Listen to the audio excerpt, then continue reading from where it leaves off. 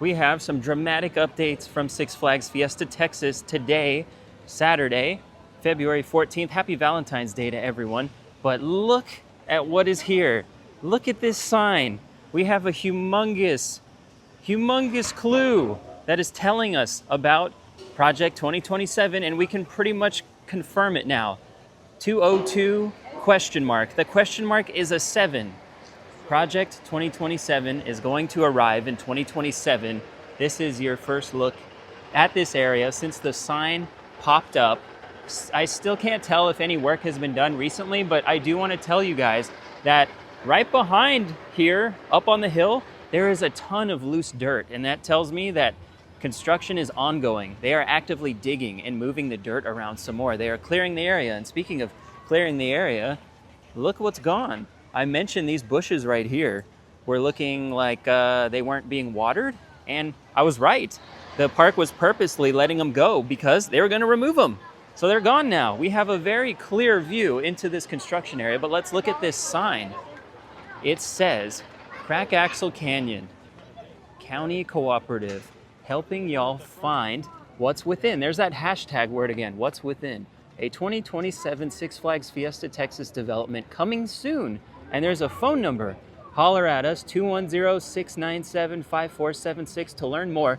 Out of this world attraction. My goodness, this is getting juicy. And I do want to let y'all know that I called the number.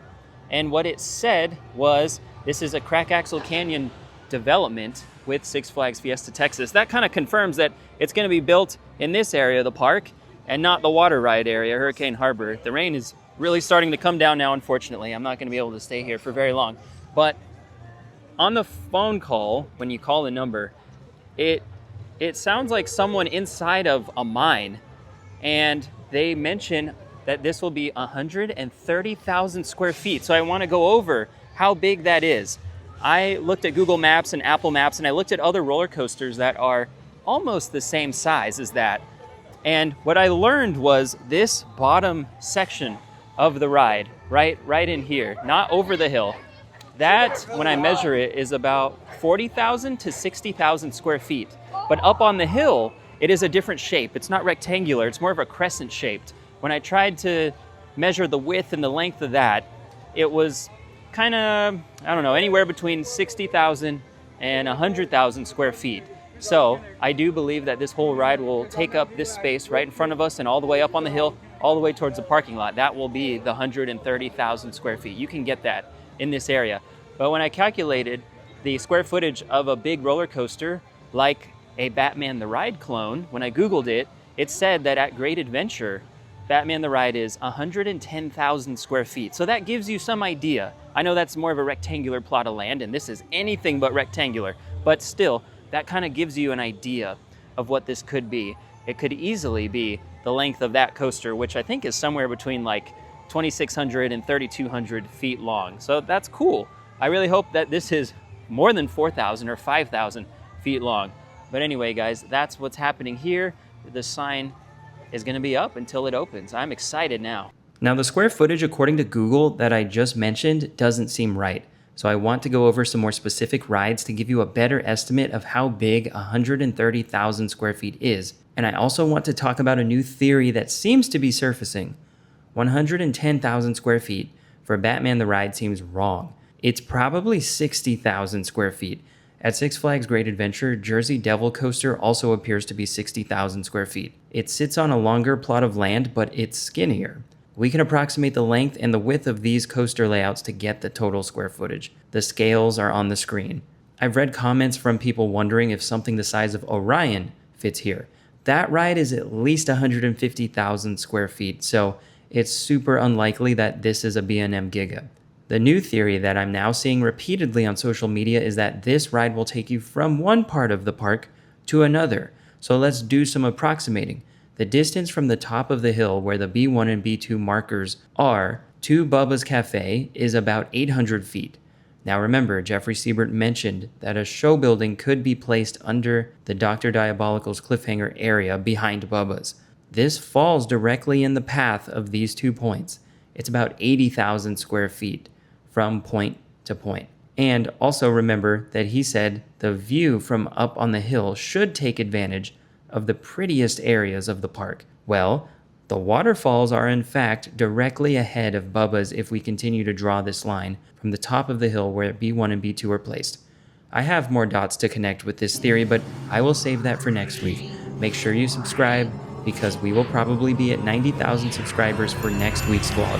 And with that, everyone, I know there's no sunglasses. I mean, look at the weather. Bruh. It's kind of rainy right now, but welcome back to the Hennisphere. It is my 40th week in a row vlogging from here, Six Flags Fiesta, Texas. And unfortunately, I can't show too much of what is up on the hill. I showed you a clip from outside of the park.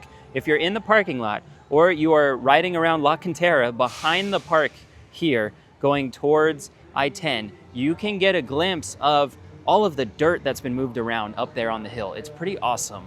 I don't even remember this being there, but that Crack Axle Canyon Scream Punk District sign looks pretty cool. I could just be blind and missed it all the other weeks. A quick check on Bubba's. It has a couple of people eating here. That's a good sign. Still no update on when it's closing. Now, it could just be me, but I notice this shack right by the waterfalls every time I'm here. And usually it's pretty covered up and you can't see it, but I can really see it today. And this whole area in here, to me, it just looks less dense. Maybe that's because the trees have lost their leaves and whatnot, but something just looks different. I don't know what it is. Oh, and there's a bird chilling up on the speaker. Hello, bird. It is time to get out of the rain. Hey, this is beautiful. I don't even know if this was here last time.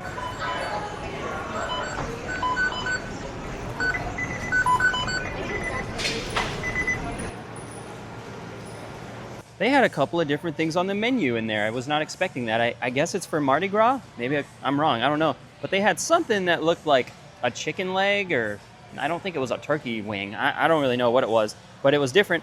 And then they had huge pretzels and fried potatoes. So I have the fried potatoes here. I'm about to try those for the first time ever. Sangerfest chicken tendies always hit the spot. Now that I'm outside, the sun has come out.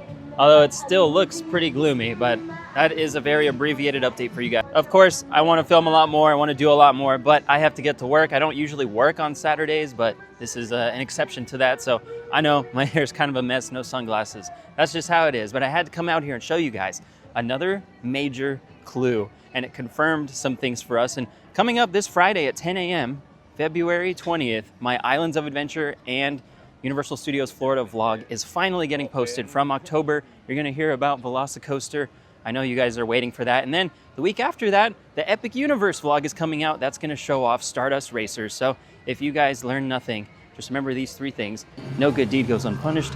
Subscribe to me on YouTube, because we're gonna hit 100,000 subscribers probably in 2 weeks. And when you're feeling stuck in life, like Intamin always says, push down, pull up. That was another day in the Hennisphere.